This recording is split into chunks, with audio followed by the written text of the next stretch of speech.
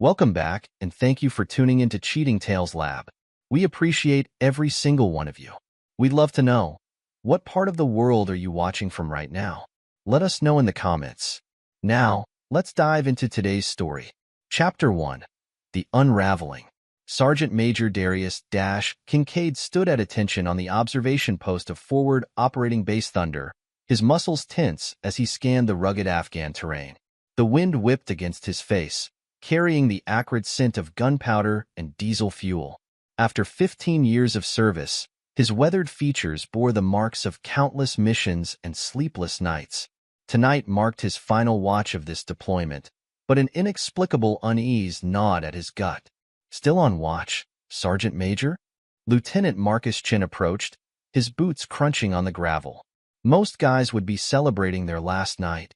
Someone's got to keep these boys alive, sir, replied, his eyes never leaving the horizon. His hand unconsciously moved to the breast pocket of his uniform where he kept the photos of his family, his teenage daughter Ruby and his wife Corinne.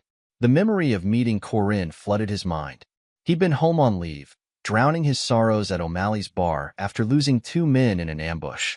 She'd walked in with a group of friends, her laughter cutting through his dark thoughts. One look at her bright smile, and he knew she was different. They'd talked until closing time, and he'd missed his flight back to base the next morning. Worth every minute of the ass-chewing he'd received. Sir, permission to speak freely? Private James Rodriguez interrupted his thoughts, approaching with a tablet in hand. What is it, Rodriguez? Your wife's been trying to reach you through the base communications center. They said it's urgent. Dash's jaw tightened. The last few video calls with Corinne had been strained, her usual warmth replaced by clipped responses and averted eyes. He'd written it off as deployment stress. 15 months was a long time to be apart, but his instincts screamed that something was wrong. Thank you, Private. I'll head there now. Dash turned to Lieutenant Chen. Sir? Go ahead, Sergeant Major. We've got this covered. The communications center hummed with activity as Dash entered.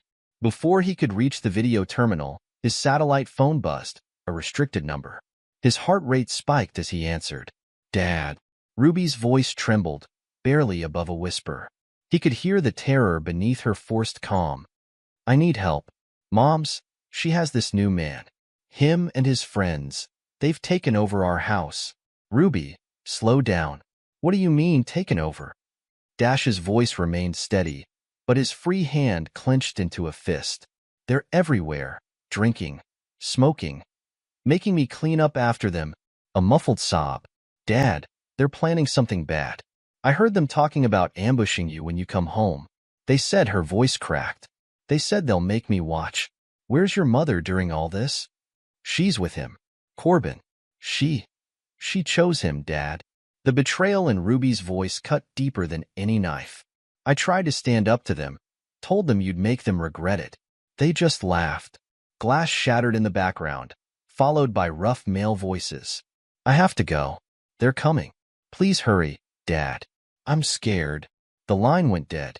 Dash stood motionless, his mind processing the information. The rage building inside him wasn't hot. It was arctic, freezing everything in its path. He moved through the base like a ghost, his footsteps carrying him directly to Lieutenant Colonel Ramsey's office. He found Ramsey at his desk, reviewing mission reports. The older officer looked up, his expression changing as he registered Dash's demeanor. Jesus, Kincaid. What happened? Sir, I need an immediate discharge. Family emergency. Ramsey leaned back, studying him. You're 3 days from completing your tour. What's so urgent it can't wait? My daughter's in danger. My wife. The words tasted like ash. She's allowed criminals into our home. They're planning an ambush. Have you contacted local law enforcement? With all due respect, sir, this is personal. I need to handle it myself. Kincaid, think about what you're saying. 15 years of service, multiple commendations, on track for Master Sergeant. You throw that away now, you'll never get it back. Dash met his CO's gaze. A career means nothing if I don't have a family to come home to, sir. I'm requesting immediate discharge. Your signature or not, I'm leaving this base tonight. The silence stretched between them. Finally, Ramsey pulled out a form from his desk. You're one of the best soldiers I've ever commanded, Kincaid. Don't make me regret this. He began filling out the paperwork. Whatever you're planning, remember your training. Cool head. Clear mind. Yes, sir. And Kincaid? Ramsey looked up. Make the bastards pay. Within hours, Dash had processed out and secured a seat on a military transport headed stateside. As the plane lifted off, he pulled out the photo of Ruby from his pocket. She was laughing in the picture, caught mid-twirl at her last birthday party. His little girl. The thought of her afraid in her own home, surrounded by criminals, made his blood freeze. Corinne's betrayal was a separate wound, one he'd deal with later. Right now, his mission was clear. Secure his daughter, eliminate the threat. He closed his eyes, already formulating plans, contingencies, angles of attack. They thought they were laying a trap for him? They'd learn what it meant to cage a predator. The flight crew gave him a wide berth.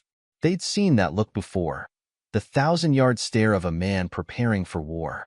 Most would assume he was reliving battlefield memories. They were wrong. He was planning a new one. Chapter 2. The Betrayal Revealed. The rental car's engine idled quietly as Dash observed his house from 3 blocks away. The 2-story colonial he'd bought with his combat pay bonus sat like a stranger wearing familiar clothes. Beer cans littered the once pristine lawn, and cigarette smoke drifted from the open windows. The American flag he'd hung was gone, replaced by a torn NASCAR banner. 2 men lounged on his front porch, passing a bottle between them. Their laughter carried on the evening air, punctuated by crude jokes and profanity. Dash memorized their faces, noting the amateur way they carried their concealed weapons, obvious bulges at their hips that screamed poor training. His phone buzzed. Frank Miller, his father's old partner from the police force, had texted an address for their meet. 20 minutes later, Dash walked into O'Reilly's pub, a dingy establishment far from his neighborhood. Frank sat in a back booth, his gray hair thinner than Dash remembered, but his eyes still sharp as ever. "You look like hell, kid," Frank said as Dash slid into the booth. "What do you have for me?" Frank pushed a manila envelope across the table. "Your wife's new friend is Corbin Hayes, local small-time criminal who inherited Daddy's bar and turned it into a front for dealing. Minor record, assault, possession, nothing that stuck. But his crew's been getting bolder. Word is they're moving up to distribution." Dash opened the envelope, studying the surveillance photos. Corbin Hayes had the look of a man who enjoyed hurting people. Scarred knuckles, snake tattoo crawling up his neck, dead eyes. "How long?" Dash asked, his voice flat. Frank hesitated. "The affair?" "About a year, near as I can tell. Started showing up at Hayes Bar while you were deployed. My guy got these shots 3 months ago." The photos showed Corinne leaving a motel with Hayes, his hand possessively on her lower back. She was smiling, the same smile that had once been reserved for Dash. "She's been making regular withdrawals from your joint account," Frank continued. 10 grand last month alone. Drug money? Medical bills. Actually, her mother's got cancer. Stage 4. Expensive experimental treatments not covered by insurance."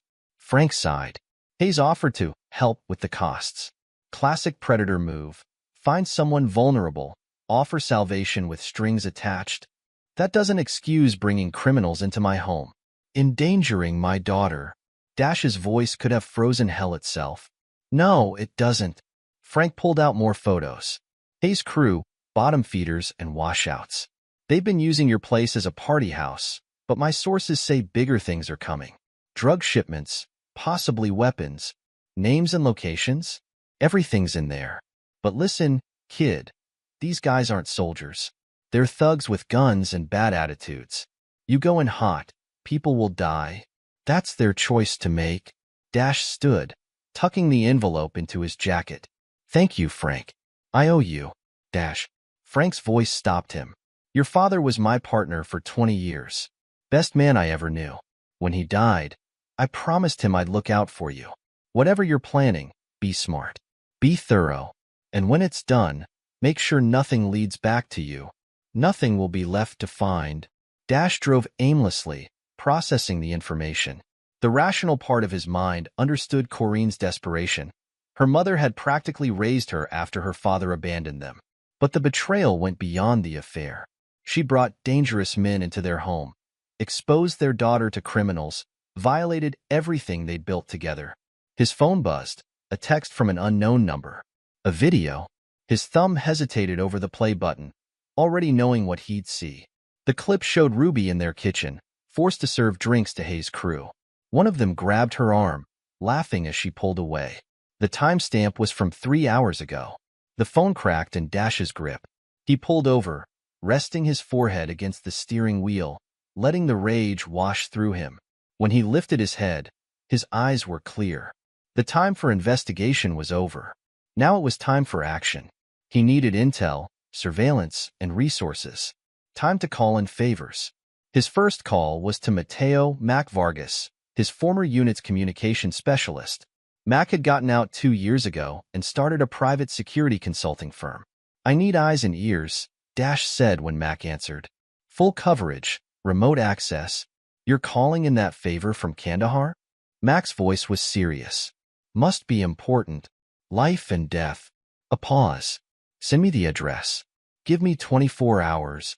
Dash booked a motel room with cash, spreading Frank's intel across the bed. He created a timeline of Corinne's betrayal, marking key dates and events. The pattern was clear. Hayes had targeted her specifically, probably after learning about Dash's deployment schedule. The financial records showed escalating withdrawals coinciding with her mother's treatment schedule. A knock at the door interrupted his analysis. His hand moved to the weapon at his back before recognizing Mac's distinctive pattern. 3 quick taps, pause, 2 slow. Mac hadn't changed much, still rail-thin with perpetually messy hair and caffeine-stained teeth. He carried a large duffel bag and a laptop case. "You look like shit," Mac said by way of greeting. "When's the last time you slept?" "Sleep when we're dead. What did you bring me?" Mac unpacked his bag, revealing an array of surveillance equipment. Latest gen thermal cameras, directional mics, signal interceptors. Military grade, very illegal. "Don't ask where I got them. Can you get them installed without being seen?" "Already did. Drove by an hour ago in a utility truck. Cameras are up, penetrating the exterior walls. Getting feeds now." Mac opened his laptop, showing multiple video windows. "Your house is hot, boss. Counting at least 8 hostiles, multiple weapons. They're not professionals, but they're dangerous." Dash watched the screens, memorizing positions and patterns. He saw Corinne moving through the house like a ghost, head down, shoulders hunched. In the kitchen, Ruby washed dishes while one of Hayes' men leered at her. "Audio's coming through," Max said, adjusting some settings. "Want to hear?" "Play it." The voices filled the room, crude and slurred with alcohol. Hayes was holding court in the living room, bragging about his plans. "Stupid bitch thinks we're helping with her mom's treatment." Hayes laughed. "By the time Soldier Boy gets home, we'll own this place. Perfect distribution point. Nice quiet neighborhood, nobody suspects. And if he causes trouble..." Hayes patted the gun at his hip. "We'll make his little girl watch what happens to heroes." The laptop screen cracked under Dash's grip. Mac carefully moved his equipment back.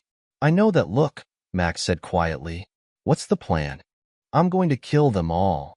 "No, you're not." Mac held up a hand as Dash turned to him. "You're going to destroy them. Death is too quick. You're going to take everything they have, everything they are, and leave them broken. That's what they deserve." Dash was silent for a long moment. "You're right. I need to do this smart. Clinical. Make them suffer. That's the Dash I know." Mac grinned. "The surveillance is a gift. What else do you need?" "Equipment. Weapons. Clean phones. And I need you to monitor the feeds. Coordinate my movements when I go in. Consider it done." Mac started packing up. "One more thing. I had my guy run background on Hayes' crew. Most are nobodies, but 2 have connections to bigger players in town. This could go deeper than you think. Doesn't matter how deep it goes. I'll dig them all out." After Mac left, Dash returned to his planning. The surveillance feeds showed him everything he needed: guard rotations, weapons locations, vulnerabilities. Hayes ran his operation like an amateur, no proper security protocols or contingencies. Ruby appeared on one of the feeds, Sneaking into the hall closet, she pulled out a photo, one of Dash in his dress uniform, and hugged it to her chest. "Please come home, Dad," she whispered. "I know you'll make them pay." Dash touched the screen. "I'm coming, baby girl, and they're going to learn what real fear feels like." Chapter 3. Reconnaissance and Resolve. The next 3 days became an exercise in observation. Dash utilized Mac's surveillance network to document every aspect of the invasion of his home. The feeds revealed a disturbing routine. Hayes' crew treated his house like their personal playground, with no respect for property or decency. Through the directional microphones, Dash learned their names, their habits, their weaknesses. Billy the Snake Thompson, Hayes' right-hand man, had a gambling problem and owed money to dangerous people. Marcus Reed was a coward who talked tough but flinched at loud noises. Each piece of intelligence became another weapon in Dash's arsenal. "Check this out," Mac's voice crackled through Dash's earpiece as he monitored from his surveillance position. "Hayes just got a call about a major shipment coming in. They're planning to use your garage as a distribution center." Dash watched through high-powered binoculars as Hayes paced the front porch, arguing with someone on the phone. "Audio? Enhancing now." Hayes' voice came through clearly. "Don't care what the boss says, we're ready. The soldier won't be a problem. Yeah, we've got his kid under control. The wife too. Stupid bitch thinks we're helping with her mom's medical bills." A harsh laugh. "By the time she figures out we've been pocketing most of it, it'll be too late." The binoculars creaked in Dash's grip. Not only were they planning to ambush him, but they'd been stealing the money meant for his mother-in-law's treatment. The layers of betrayal and cruelty ran deep. "Got movement in the kitchen," Mac reported. "Ruby's cleaning up their mess again." "Wait, Hayes is heading that way." Dash switched his view to the kitchen window. Hayes swaggered in, deliberately knocking over the trash Ruby had just collected. The audio picked up his mocking laughter. "Oops. Better clean that up, princess. Wouldn't want Daddy to come home to a mess." Hayes reached for Ruby's face. "Maybe I'll keep you around after we deal with him. Could use a pretty little maid." Ruby jerked away, her voice steady despite her fear. "My father will make you regret this. All of you." "Your father?" Hayes grabbed her arm roughly. "Your father's 1,000 miles away playing soldier. He's not here to protect you now." Dash's finger tightened on his binoculars. Every fiber of his being screamed to intervene, but he forced himself to remain focused. Tactical thinking, strategic patience, break-in surveillance. Mac's voice crackled. 2 new vehicles pulling up. "You're going to want to see this." A black SUV and a Mercedes sedan parked in the driveway. 3 men in expensive suits emerged, a stark contrast to Hayes' crew of thugs. "Running facial recognition," Mac muttered. "Got hits." The big guy is Vincent Romano, suspected ties to organized crime. The others are lawyers for Shield Development Corporation. "What's a development company doing with Hayes?" Dash whispered. "Pulling records now. Shield Development's been buying up properties in your neighborhood. Massive redevelopment project in the works. But they've hit snags with holdout homeowners, and Hayes helps convince people to sell." The pieces clicked into place. This wasn't just about drugs. It was about real estate, money laundering, corruption at the highest levels. Through the surveillance feeds, Dash watched the meeting unfold in his living room. Hayes played the gracious host, serving drinks in glasses Ruby had been forced to clean. "The highway expansion project is a go," one of the lawyers announced. "Once we secure the remaining properties, construction begins. The warehouse district will make perfect distribution points."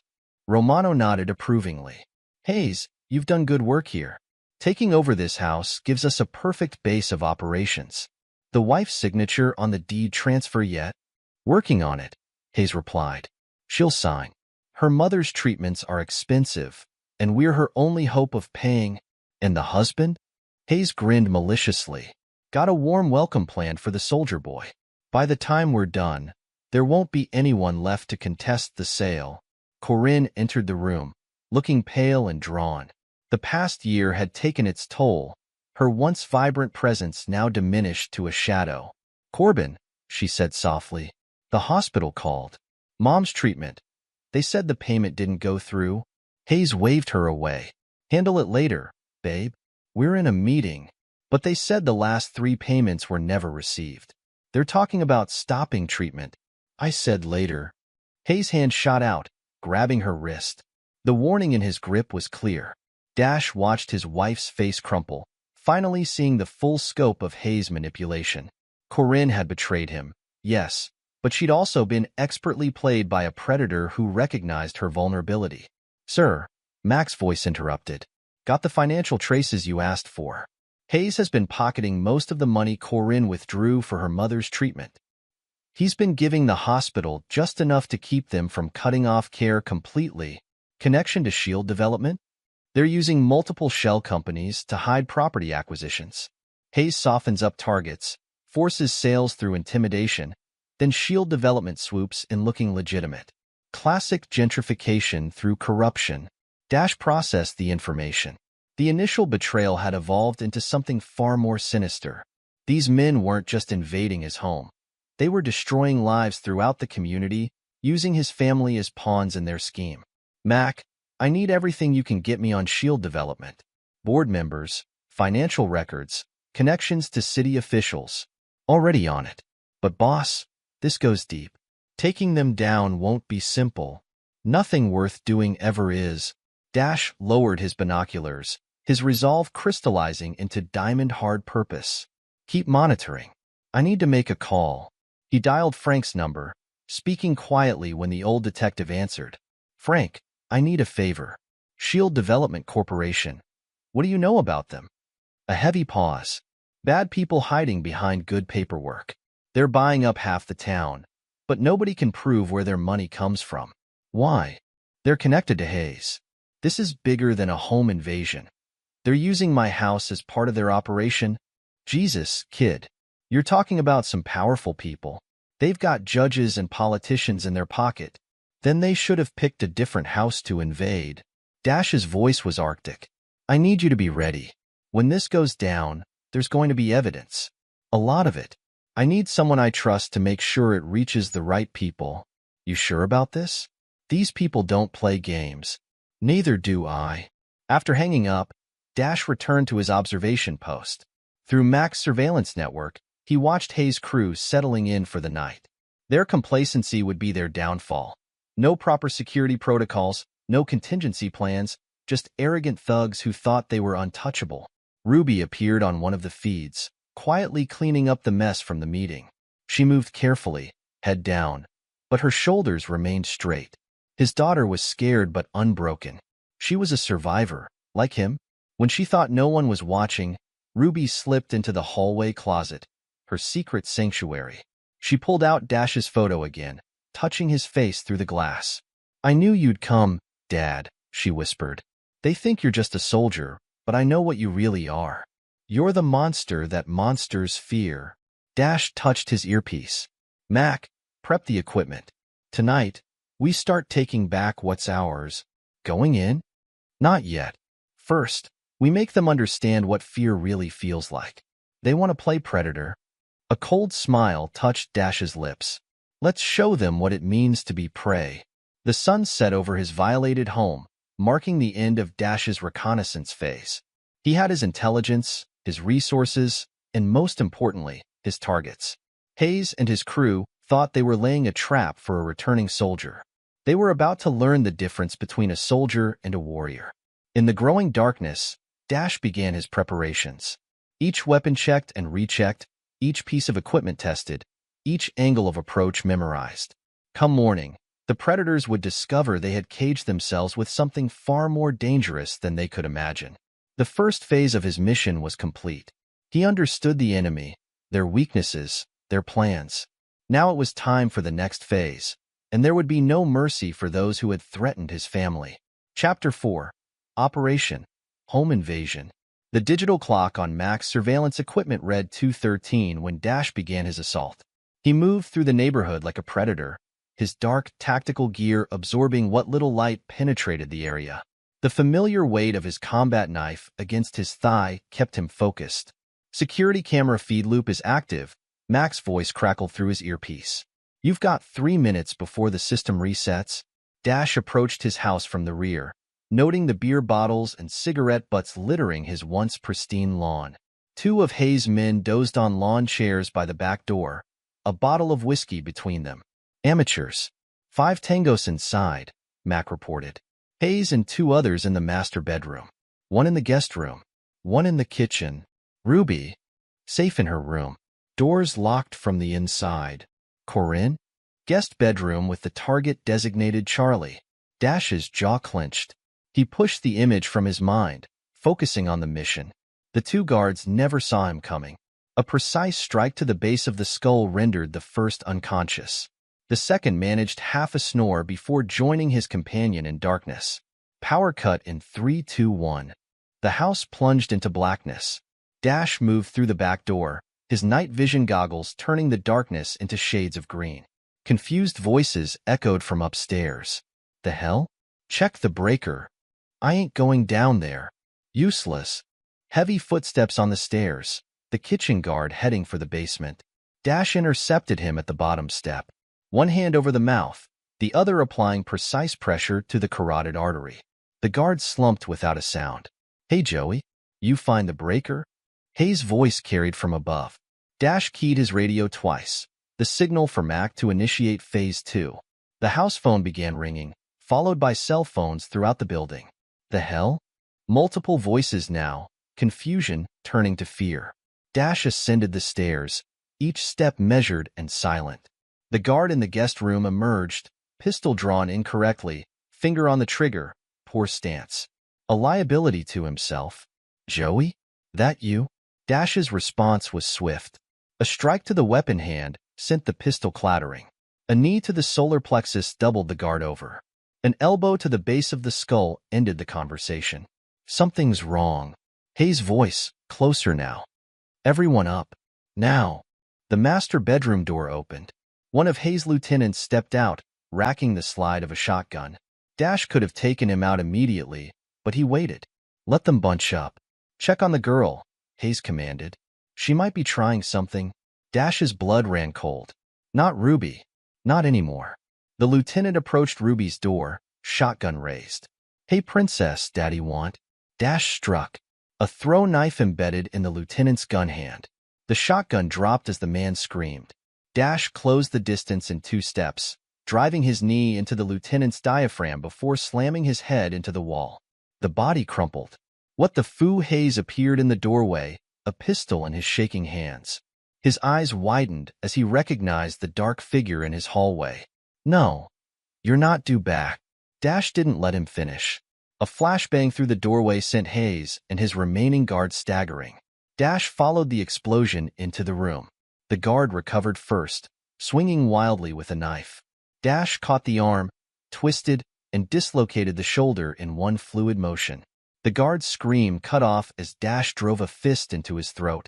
Hayes had managed to keep hold of his pistol. He fired twice, the shots going wide in the darkness. Dash closed the distance, stripping the weapon away with practiced efficiency. Hayes threw a clumsy punch. Dash caught it, broke 2 fingers, then drove his elbow into Hayes' temple. Please. Hayes slurred as he hit the ground. We can deal. Dash's boot to his jaw ended the negotiation. He zip-tied Hayes' hands behind his back, ignoring the whimpers of pain from the broken fingers. Mom? Ruby's voice from her room. Dad? Stay inside, sweetheart, Dash called. His voice steady despite the rage still pumping through his veins. Just a few minutes more. All targets down, he reported to Mac. Begin Phase 3. Dash dragged Hayes' unconscious form to the living room, securing him to a heavy chair. The other guards he zip-tied back-to-back in pairs, leaving them in their own filth. He found Corinne huddled in the guest room corner, her eyes wide with fear and recognition. Dash, she whispered. I can explain. Later. His tone left no room for discussion. Stay here until I clear the house completely. Room by room, Dash swept his violated home, securing weapons and gathering phones. Mac's voice guided him to the hidden cameras Hayes' crew had installed, each one documented as evidence. When he was satisfied the house was secure, Dash returned to Ruby's door. It's safe now, baby. You can come out. The door opened slowly. Ruby stood there in her pajamas, tears streaming down her face. Dad. She launched herself into his arms. Dash held his daughter tight, feeling her shoulders shake with relieved sobs. "I've got you. They'll never touch you again. I knew you'd come," she whispered. "I told them you would, but they just laughed. They're not laughing now." Dash stroked her hair. "Go pack a bag, okay? You'll stay with Aunt Sarah tonight. But no arguments. What's coming next? You don't need to see." Ruby studied his face, then nodded. She'd seen enough violence in the past weeks. Some things a daughter shouldn't witness, even in the name of justice. Dash waited until Ruby was packing, then returned to the living room. Hayes was beginning to stir, blood trickling from his split lip. "Mac, start the recording," Dash commanded. "It's time Mr. Hayes and I had a conversation about consequences." Chapter 5. Truth and Confrontation. Blood dripped from Hayes' nose onto his designer shirt as he regained consciousness.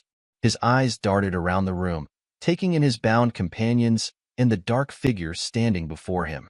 "You know," Dash's voice was conversational, almost friendly. "In Afghanistan, I learned a lot about interrogation. Not the clean, official methods. The ones that leave marks." He drew his tactical knife, letting the blade catch what little light filtered through the windows. Hayes' eyes fixed on the metal edge. "Listen, man. This is all a misunderstanding."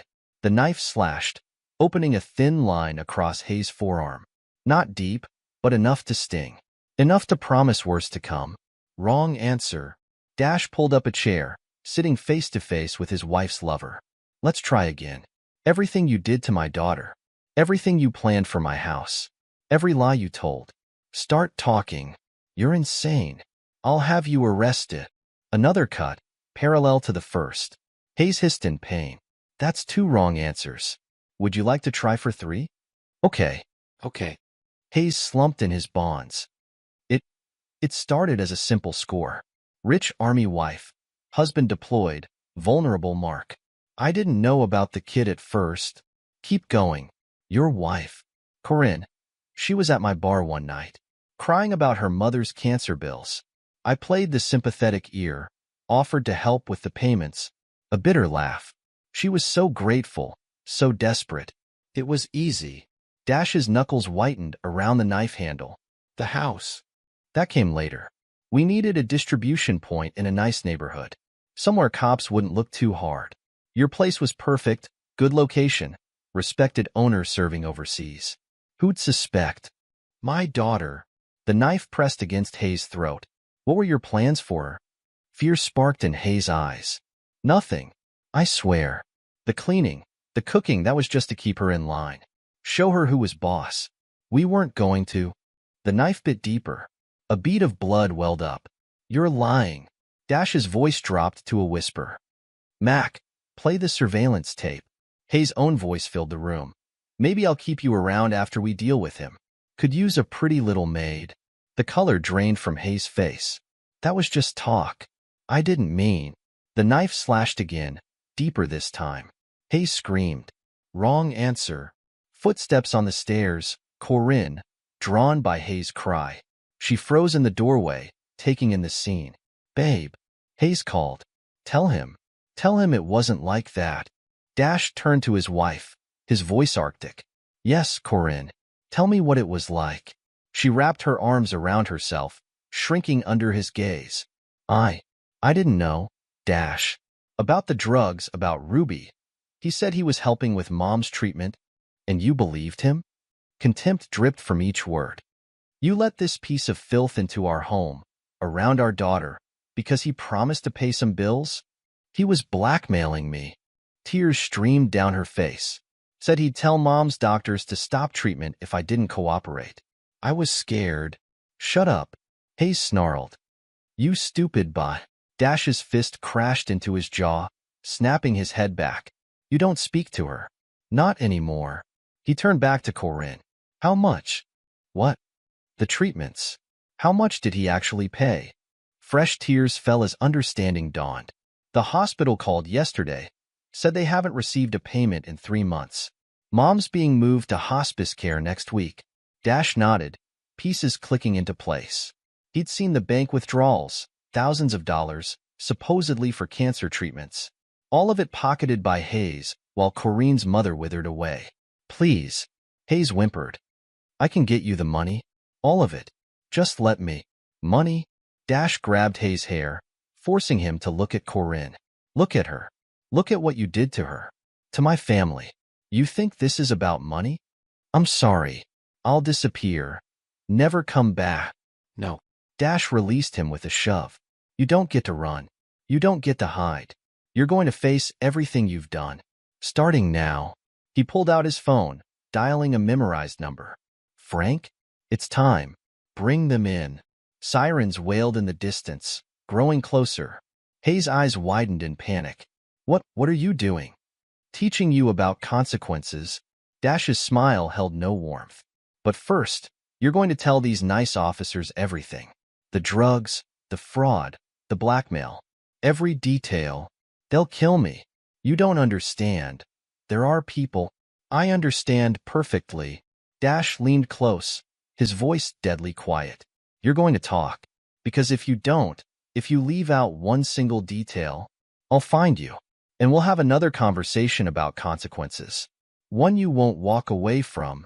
Red and blue lights strobed through the windows as police cars surrounded the house. Hayes slumped in defeat, knowing his choices had narrowed to prison or a painful death. Dash straightened as Frank entered, followed by uniformed officers. Detective, these men have some interesting stories to tell. I bet they do. Frank surveyed the scene. The bound men, the evidence laid out neatly, Hayes' blood-streaked face. He raised an eyebrow at Dash. They resisted arrest, Dash said flatly. Frank nodded, understanding. Multiple times, I'm sure. He turned to his officers. Processed the scene. Everything by the book. As the police began their work, Dash moved to where Corinne still stood frozen. Ruby's packing. She'll stay with Sarah until this is sorted out. Dash, don't. He cut her off. We'll discuss this later.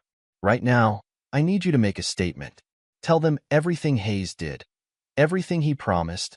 Everything he threatened. Leave nothing out. She nodded, tears still falling. What about Mom? I'll handle the hospital bills. But Corinne? His eyes bored into hers. After this is done, after Hayes is dealt with, we're going to have a very long talk about trust and consequences. Chapter 6. The Trap and the Twist. As the police processed Hayes and his crew, Dash pulled Frank aside. There's more. Isn't there always? Frank sighed.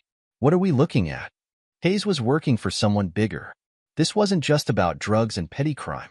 Check his phone. Look for connections to Shield Development Corporation. Frank's eyebrows rose. The real estate company? They're backed by some serious players. Exactly. Hayes was their muscle, pressuring homeowners to sell. My house was supposed to be their new distribution hub. Dash handed over a USB drive. Mac pulled their communication records. It goes deep, Frank. Politicians, judges, dirty cops. Jesus. Frank pocketed the drive. This could blow up the whole town. That's the plan. A commotion from the living room interrupted them. Hayes was talking, words spilling out in a desperate attempt to save himself. Higher-ups, they'll kill me if I talk.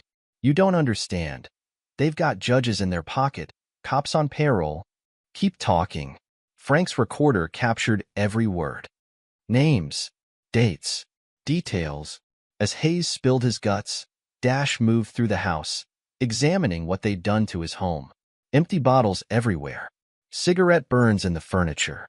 Drugs stashed in his daughter's stuffed animals. His phone buzzed. Max sending an update. Got into Hayes' cloud storage.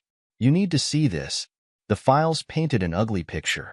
Shield Development had been systematically targeting homes in the area, using Hayes and other thugs to intimidate residents into selling below market value.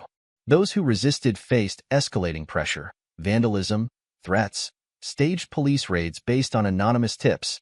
But Hayes had gotten sloppy. He'd kept records of everything, payoffs to local officials, blackmail material, accounts of which cops were on the take. A career criminal's insurance policy now turned evidence. Dash returned to the living room as Frank's men led Hayes toward a patrol car. Time for the final touch. Hayes. His voice stopped the procession. One last thing.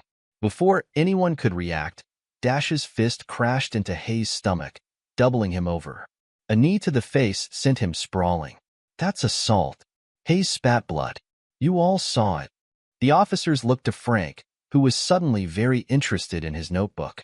Saw what? Looks like you tripped to me. Must be those broken fingers affecting your balance. Hayes glared at Dash as he was hauled up. This isn't over. You're right. Dash's voice carried no emotion. Because you're going to make a full confession. Every crime, every accomplice, every dirty deal. If you leave anything out, if you try to protect anyone. He leaned close, whispering, I'll come for you in prison. And what I did tonight will seem like a massage compared to what happens then. Fear replaced defiance in Hayes' eyes. He knew. They all knew. Dash wasn't making threats. He was stating facts. As the patrol cars pulled away, Frank approached Dash. We'll need your official statement. Tomorrow. I need to get Ruby settled first. And the rest of Hayes' crew? Frank gestured to the other bound men. Dash's smile was predatory. Oh, I have special plans for them. A lesson in humiliation they'll never forget. The next hour passed in a blur of activity. Police photographed evidence, took statements, cataloged the damage. Through it all, Dash watched, memorizing faces, noting which officers seemed too interested in Hayes' files. Finally, only Frank remained. You sure about this next part? They violated my home, Dash replied. Terrorized my daughter. Now they learn what humiliation feels like. He turned to Hayes' remaining crew members, still bound and groaning on the floor. Mac entered, carrying a large duffel bag. Gentlemen, Dash addressed the thugs. You thought it was funny making my daughter serve you? Making her clean up your mess? Let's see how you like it. He pulled out electric clippers from the bag.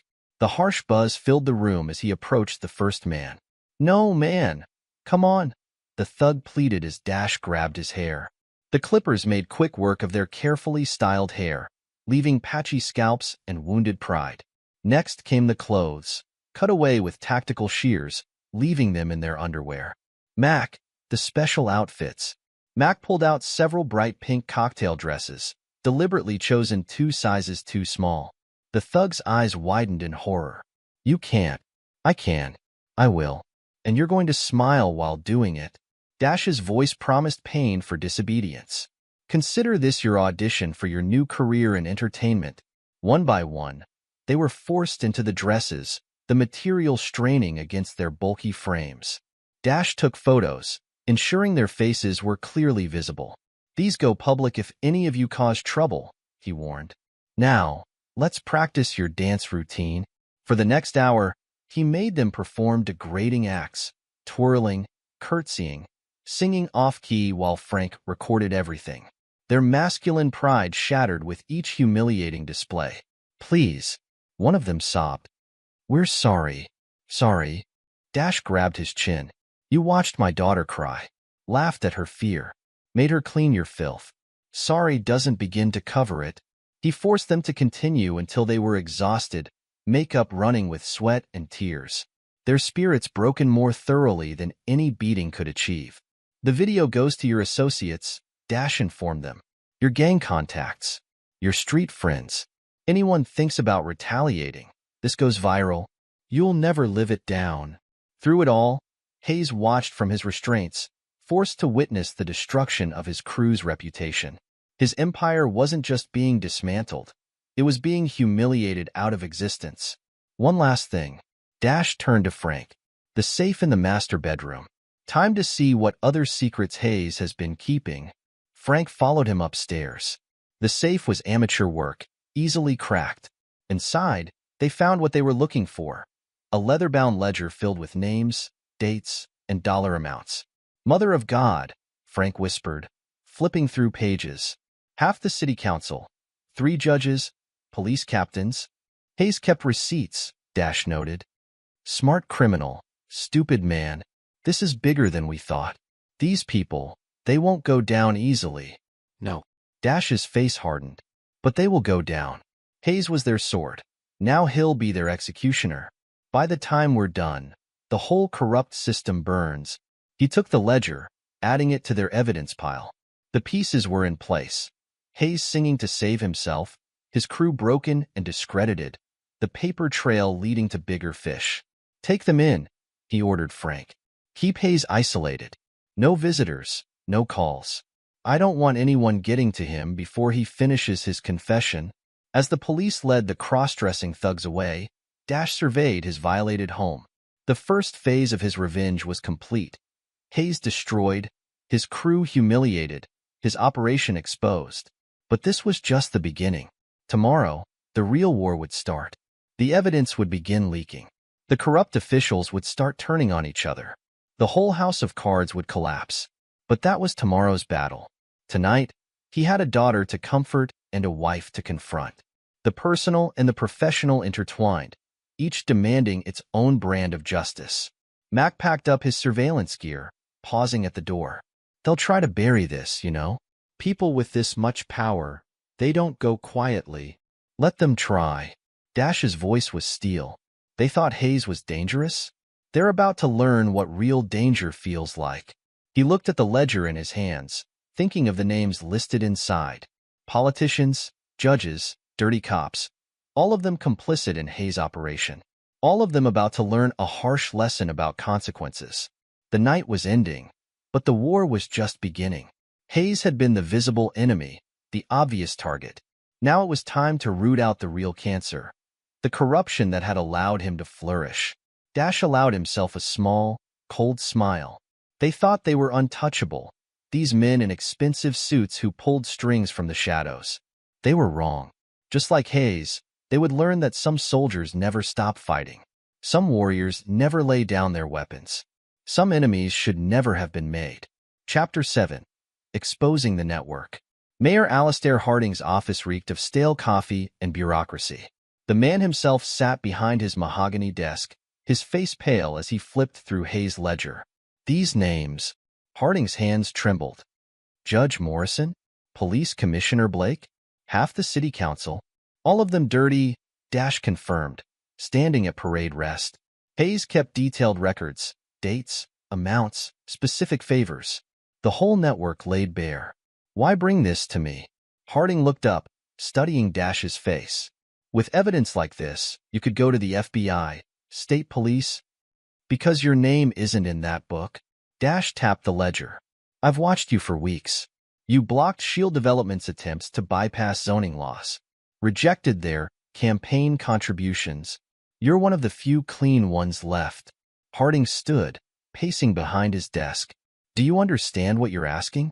These people, they're not just criminals. They're pillars of the community, business leaders. Their families have run this town for generations, and now they'll face justice." Dash's voice cut like a blade. "The question is, are you with me, or do I need to find another way?" The mayor stopped pacing, his shoulders straightening. "My father was mayor before me. He taught me that power means responsibility, to the people, to the truth. What do you need? Your influence, your connections to legitimate media. When this breaks, they'll try to bury it. We need the story too big to kill. They'll come after us both. Let them try." Dash's smile held no warmth. "I've dealt with their attack dog. The masters won't fare any better." Over the next hour, they planned. Harding had contacts at major newspapers, reporters hungry for a career-making story. They would release the evidence in waves, first the small fish, then working up the chain. "Start with Officer Reynolds," Dash suggested, pointing to an entry. "Beat cop on Hayes' payroll. Small enough to seem manageable, big enough to grab attention." Harding nodded. When he turns on his superiors to save himself, it adds credibility. Makes the bigger revelations harder to dismiss. Exactly. Then we move up, Detective Sanders, Captain Phillips, Commissioner Blake. Each one pressured to save themselves by implicating those above. A cascade of betrayal. Harding's eyes gleamed with purpose. But Judge Morrison is the key. Once he falls, the whole system crashes. Dash pulled out his phone, dialing Mac. "Start the upload. Everything we have on Reynolds, bank records, surveillance photos, Hayes logs." Within hours, the first story broke. Officer Daniel Reynolds arrested on corruption charges, evidence suggesting ties to organized crime. By evening, he was cooperating with internal affairs, naming names to save his pension. Dash watched from his temporary apartment as the dominoes began to fall. Captain Phillips attempted to flee, only to be caught at the Canadian border. Detective Sanders had a convenient heart attack before he could testify, but Hayes' records were damning enough without him. Commissioner Blake is calling an emergency press conference. Mac reported through the phone. Our sources say he's planning to deny everything. Send the photos. Dash's command was cold. The ones from his private meetings with Hayes. The press conference dissolved into chaos as reporters received anonymous emails mid-speech. Blake's stammered denials died in his throat as images of him accepting envelopes of cash played on journalists' phones. Judge Morrison proved wilier. He called in favors, attempted to have evidence suppressed, even tried to issue arrest warrants for Dash and Harding. But he'd underestimated their preparation. Your Honor. Dash's voice cut through the judge's chambers like a gunshot. He'd slipped in during lunch recess, past security that now answered to honest leaders. Let's talk about your retirement options. Morrison reached for his panic button. Nothing happened. Looking for your private security? Dash placed a USB drive on the desk. They received some interesting videos this morning. Seems you enjoy certain proclivities that aren't quite judicial. You're blackmailing a federal judge? Morrison sputtered. No, I'm offering you a choice. Resign citing health reasons, cooperate fully with the investigation, and these files stay private. Fight us. Dash shrugged. Well, I hear prison can be especially hard on corrupt judges with exotic tastes. Morrison broke. They all broke in the end. The mighty brought low by their own greed, their own arrogance in believing they were untouchable. Harding proved an able ally, using his position to ensure the investigation couldn't be derailed. When Shield Development's lawyers tried to threaten witnesses, anonymous donors funded the victim's legal defense. When dirty cops attempted to lose evidence, multiple copies emerged from secure locations. You're destroying the old guard, Harding observed one evening, watching another prominent figure led away in handcuffs. This town will never be the same. Good. Dash's voice was granite. The rot needed to be cut out. All of it. And after? What happens when the dust settles? Justice happens. Real justice, not the kind that comes with a price tag. By week's end, the transformation was undeniable. Shield Development's offices stood empty, their executives either arrested or fled. The police department underwent a purge, with honest officers finally able to speak out. The city council chamber held more vacant seats than filled ones. Through it all, Dash moved like an avenging spirit, ensuring no stone remained unturned, no corrupt official escaped scrutiny. The ledger had been just the beginning. Each arrest led to new revelations, new threads to pull. The town's power structure, built on decades of corruption and favors, collapsed like a house of cards. And from the rubble, something new began to emerge. A system based on merit rather than money, on justice rather than influence. We've done it, Harding announced, watching the last of Judge Morrison's files being carried out by federal agents. The network is exposed. The corruption purged. No. Dash's eyes were cold. We've only cleared the ground. Now comes the hard part, building something better. Chapter 8. A New Beginning. The morning sun glinted off Ruby's new college dormitory as Dash helped carry in her boxes. Stanford University, 3,000 miles and a lifetime away from the darkness they'd left behind. Dad, I can handle this, Ruby protested, though her eyes shone with happiness. You don't have to carry everything. Let me do this. His voice was gentler with her, though no less firm. You focus on your roommate and settling in. He'd chosen Stanford carefully, researching security measures, vetting the staff, ensuring no traces of Hayes' network reached this far. Ruby would have a fresh start, untainted by the past. The soccer coach reviewed your highlight reel, he mentioned, setting down a box of textbooks. She's impressed. Wants you to try out for the team. Ruby's face lit up. Really? But I thought with everything that happened, you're stronger than what happened to you. Dash gripped her shoulder. You survived. You fought. Now you thrive. He'd made sure of that. The college fund he'd established was ironclad, fed by assets seized from Hayes' operation. His daughter would never want for anything again. The dormitory bustled with other families moving in, normal people living normal lives. Ruby watched them with a mix of longing and determination. "Will you be okay?" she asked quietly. "Back home with everything? I'm changing careers." He straightened a photo on her desk, her last soccer tournament, before Hayes. "Private security consulting. Using what I know to help others protect themselves. Like a guardian angel?" She smiled, the expression reminding him painfully of Corinne's old warmth. "More like a guard dog. One with very sharp teeth. You're old enough to make your own choices." He kept his tone carefully controlled. "Just remember what we learned. Trust must be earned back. It's never freely given again." Ruby hugged him fiercely. "I love you, Dad. Thank you for everything."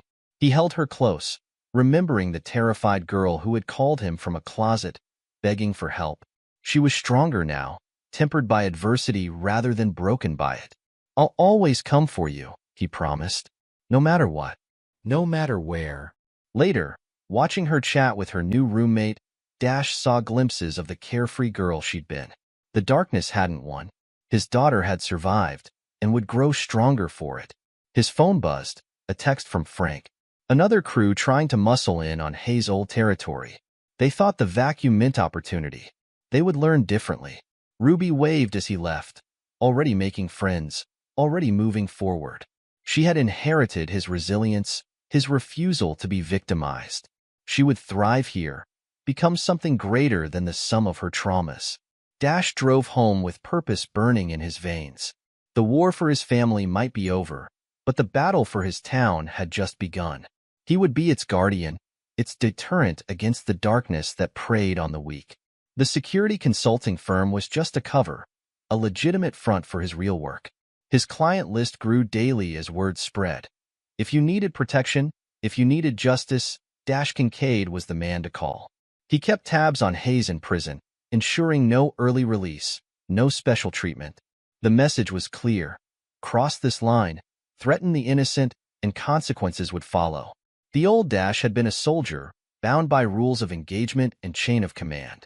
This new version was something else, a force of nature, unfettered by red tape, guided by his own moral compass.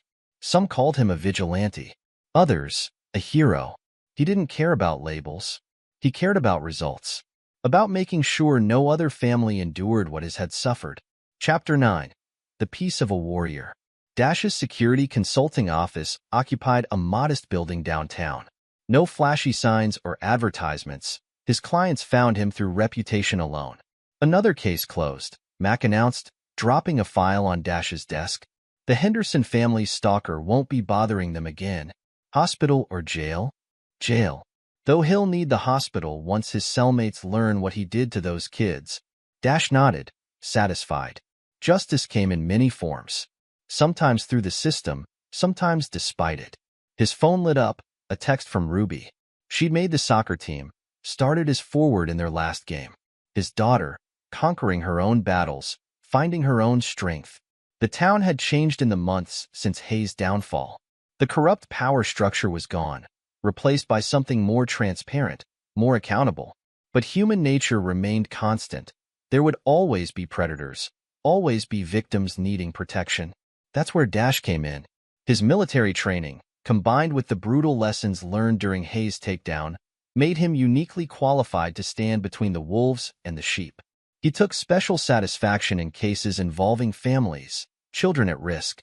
Each victory felt like an echo of his own battle, a chance to prevent another Ruby from being terrorized, another home from being violated. Corinne had remarried, a doctor she'd met during her mother's treatment. Dash felt nothing at the news, no lingering pain or jealousy. That chapter was closed, cauterized by betrayal and sealed by time. His new life suited him better. The peace he'd found wasn't the soft contentment of civilian life, but the earned tranquility of a warrior who had found his true purpose. The next case file waited on his desk, a mother fleeing an abusive ex, desperate for protection. Dash read her story with cold focus, already planning, already preparing to introduce another predator to the consequences of their actions. This was his calling now. Not a soldier bound by orders, not a victim seeking revenge, but something new. a guardian who understood that sometimes justice needed teeth, needed claws, needed the willingness to do what others couldn't or wouldn't. He was at peace with who he'd become, what he represented. The darkness had tried to destroy his family, but instead had forged him into something stronger. Now he used that strength to protect others, to ensure no other father felt the helpless rage he'd experienced that night in Afghanistan. The sun set over his changed town as Dash reviewed security plans and threat assessments. He was home, not in the house that held too many bitter memories, but in this new role, this new purpose. His phone buzzed again, Ruby sending photos from soccer practice. He smiled, a genuine expression that reached his eyes. His daughter was thriving, healing, growing beyond her trauma. That was his greatest victory, more meaningful than any revenge against Hayes or exposure of corruption. The peace he'd found wasn't an ending, but a beginning. Each day brought new battles, new chances to protect the innocent and punish the guilty. It wasn't the life he'd planned, but it was the life he was meant for. Dash Kincaid, once a soldier, now a guardian. The man who had lost everything and forged something stronger from the ashes. His war had ended, but his mission continued. And in the dark places where predators gathered, his name was whispered with fear. Not because he was a hero or a villain, but because he was something far more dangerous. A man who had faced the darkness and learned to master it, to turn it against those who would prey on the innocent. This was his peace. Not the absence of conflict, but the satisfaction of purpose. The knowledge that while evil existed in the world, it would find no easy prey, no unguarded victims, not while he stood watch. The warrior had found his peace in eternal vigilance, and he regretted nothing. Epilogue. 10 years later. The headquarters of Kincaid Security Solutions dominated 3 floors of a downtown office building. Inside the main conference room, Darius Kincaid studied the wall of monitors displaying ongoing operations across the country. At 52, his hair had gone steel gray at the temples, but his physical presence remained imposing, his eyes just as sharp as the day he'd taken down Hayes. Team 2 reports success in Chicago, announced James Chun, Dash's head of operations and a former Army Ranger. The trafficking ring never saw us coming. 12 victims rescued, all perpetrators in custody. Dash nodded, marking another victory. His company had evolved far beyond simple security consulting. They were now the premier agency for handling situations that required more direct intervention than law enforcement could provide. Update on the Vegas situation? Dash asked, focusing on a particular screen. Surveillance confirms the casino management is skimming from employee pension funds, Chin reported. Same pattern as the Thompson case. Corporate wolves thinking they can prey on working people. Put Marcus on it. Make it clear what happens to companies that steal from their workers. The Thompson case had made headlines 2 years ago. A major corporation's entire board of directors exposed for massive fraud. No one could prove Kincaid Security's involvement, but the business world had gotten the message. Cross certain lines, and consequences would follow. Sir? Chun hesitated. There's a potential client waiting in your office. Says she's an old friend. Dash checked the security feed. Sarah Miller, Frank's daughter, and now a federal prosecutor, stood examining the military memorabilia on his office walls. How's Frank doing? Dash asked as he entered, closing the door behind him. Sarah turned, smiling sadly. Stable, but the cancer's aggressive. He wanted me to deliver this personally. She placed a thick file on his desk. One last case he thinks you should know about. Frank had retired 5 years ago, but his network of contacts remained invaluable. If he thought something needed Dash's attention, it was serious. He also wanted me to tell you that Hayes is up for parole next month. Dash's expression didn't change, but temperature in the room seemed to drop. Is he now? The hearing's already been denied. Sarah's smile turned predatory.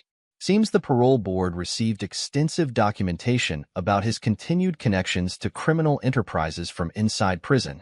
Imagine that. Dash sat behind his desk, gesturing for Sarah to do the same. Tell Frank I appreciate the heads up. Now, what's in the file? Remember Shield Development? Turns out they had a sister company in Boston, using the same playbook Hayes used here. Forcing out homeowners, corrupting officials, destroying lives. Dash opened the file, scanning quickly. The patterns were familiar, too familiar. They never learned. We can't touch them officially. Too many politicians in their pocket, too many judges owned. Officially being the key word. Dash pressed a button on his desk. Chun, clear my schedule for next week. And contact our Boston office. Sarah stood to leave. I should maintain plausible deniability from here. But Dad thought, given what they did to your family, tell Frank I'll handle it. And Sarah? Get him the best oncologists. Money's no object. After she left, Dash activated a secure line. Ruby, how's my girl? Dad. His daughter's voice came through clearly. At 22, Ruby had grown into a formidable woman. Stanford graduate, pro soccer player, and, though few knew it, occasionally involved in her father's more specialized operations. How's the tournament? We're in the semifinals. The German team's tough, but we've got their number. She paused. I saw the Boston file come across the secure server. Need any help? You focus on bringing home that World Cup. I've got this one. Just like old times? He could hear her smile. Better than old times. We're smarter now. After hanging up, Dash reviewed the Boston intelligence. SHIELD Development's tactics brought back memories. Memories of Ruby cleaning for thugs, of Corinne's tearful confession, of Hayes' screams as justice was served. Speaking of Corinne, he checked his intel feed. His ex-wife had found peace in her new life. Her mother had survived cancer thanks to the treatments Dash had funded. Her new husband, the doctor, treated her well. They had a young son now, and Dash ensured from a distance that they remained safe. Not for Corinne's sake, but because Ruby loved her half-brother. Mac's face appeared on a secure screen. Though semi-retired, he remained Dash's go-to for technical operations. Got those Boston schematics you wanted, boss? Their security's good, but... Mac's grin was wicked. Not good enough. Full analysis on my desk by morning. We're going to shut them down properly. Like we did Hayes? No. Dash's smile was cold. Better. Last time was personal revenge. This time it's prevention. No one else's family gets destroyed by these predators. After finishing the day's operations, Dash drove to the cemetery. He did this once a month, visiting the graves of those who hadn't survived Hayes' operation. 3 innocent bystanders killed in the crossfire during the final raids. Their families were well provided for, college funds established for their children, but the weight of those losses still rode his shoulders. We're still fighting, he told the silent stones. Still making sure it means something. His phone buzzed, a text from Harding. The former mayor had gone on to the governor's mansion, his anti-corruption platform resonating statewide. They maintained a careful alliance, Harding working within the system, Dash operating in the shadows where laws and regulations couldn't reach. The message was brief. SHIELD Development trying to expand west. 3 city councils already compromised. Dash's reply was equally short. Not for long. 10 years had taught him patience, taught him to build networks and systems rather than relying on brute force. His company employed hundreds now, many of them veterans like himself, others survivors of corruption and violence who'd chosen to fight back. They were more than a security firm. They were a shield between predators and prey, between corruption and justice. When the law failed, when the system was rigged, people came to them. Hayes had taken everything from him, but from that loss Dash had forged something unprecedented. His operatives infiltrated corporations, exposed corruption, protected whistleblowers. His technology tracked criminal networks, his lawyers found legal pressure points, his financial experts followed money trails. And when all else failed, when the corrupt and powerful thought themselves untouchable, that's when the old Dash emerged. The warrior. The man who had orchestrated Hayes' downfall and dismantled an entire corrupt network. Those operations were rare now, but they happened. Sometimes justice needed teeth. Sometimes evil only understood force. For those cases, Dash maintained a special team. Veterans like himself who understood that some threats couldn't be handled through official channels. Ruby knew about these operations, but rarely participated. He'd made sure she had choices he never had, chances at a normal life. But she'd inherited his sense of justice, his refusal to look away from wrongdoing. She helped when she could, between soccer seasons and her graduate studies in criminal justice. His phone buzzed again, Chin, with updates from the Chicago operation. The rescued trafficking victims were safe, receiving medical care and counseling. Their testimonies would help take down 3 more criminal networks. This was Dash's real legacy. Not the revenge against Hayes, not the exposure of corruption, but the creation of a force for justice. His company took no government contracts, answered to no political masters. They chose their own battles, protected those who needed protection. The sun set as Dash drove home, not to the house where Hayes had violated his family, but to a secure compound outside town. Ruby stayed there when she visited, and his most sensitive operations were coordinated from the underground command center. He thought about Hayes, rotting in prison, about Corinne, finding peace in her new life, about Ruby, thriving despite her trauma, about Frank, fighting cancer with the same determination he'd shown fighting corruption. They'd all been changed by those events 10 years ago. Some broken, some strengthened, some transformed entirely. But the biggest change had been in Dash himself. He was no longer just a soldier, no longer just a father seeking revenge. He'd become something more, a guardian, a protector, a force for justice in a world where justice too often came with a price tag. The compound's gates opened automatically as he approached. Inside, dozens of screens monitored operations worldwide. His teams never slept. There was always another predator to stop, another victim to protect, another wrong to right. Chun waited with the latest intelligence from Boston. Shield development wouldn't know what hit them. This time there would be no Hayes to take the fall.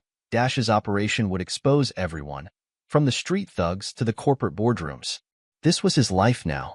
Not the peace he'd once dreamed of, but a different kind of peace. The satisfaction of purpose, of knowing that because of him and his organization, there were fewer Hayes-type predators in the world, fewer families suffering what his had endured. Ruby would inherit it all someday. The company, the networks, the responsibility. She'd already shown the same tactical mind, the same commitment to justice. But she'd tempered his ruthlessness with compassion, finding ways to help victims recover rather than just punishing perpetrators. Dash smiled, remembering the frightened girl who'd called him from a closet.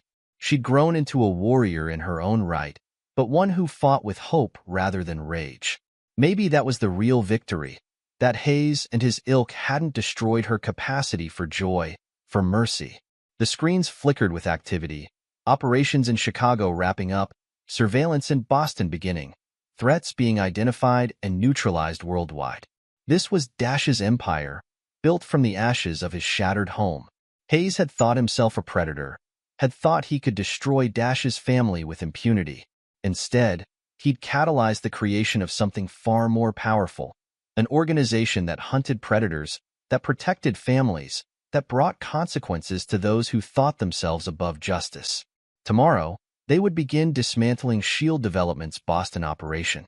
But tonight, Dash allowed himself a moment of reflection. 10 years ago, he'd been a soldier seeking revenge.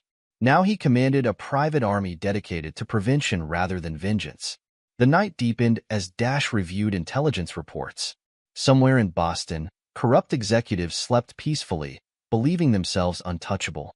Soon they would learn what Hayes had learned, that true justice couldn't be bought, couldn't be corrupted, couldn't be escaped. And in his prison cell, Hayes would hear about another corporate empire falling, another corruption network exposed, and know that his actions had created not just an enemy, but an entire system dedicated to destroying men like him. This was Dash's true revenge, not just punishing one predator, but creating a force that hunted all predators. Hayes had tried to destroy his family. Instead, he'd helped forge something indestructible. The warrior had found his peace in eternal vigilance, and the night was still young. This is where our story comes to an end. Share your thoughts in the comments section. Thanks for your time. If you enjoy this story, please subscribe to this channel. Click on the video you see on the screen, and I will see you there.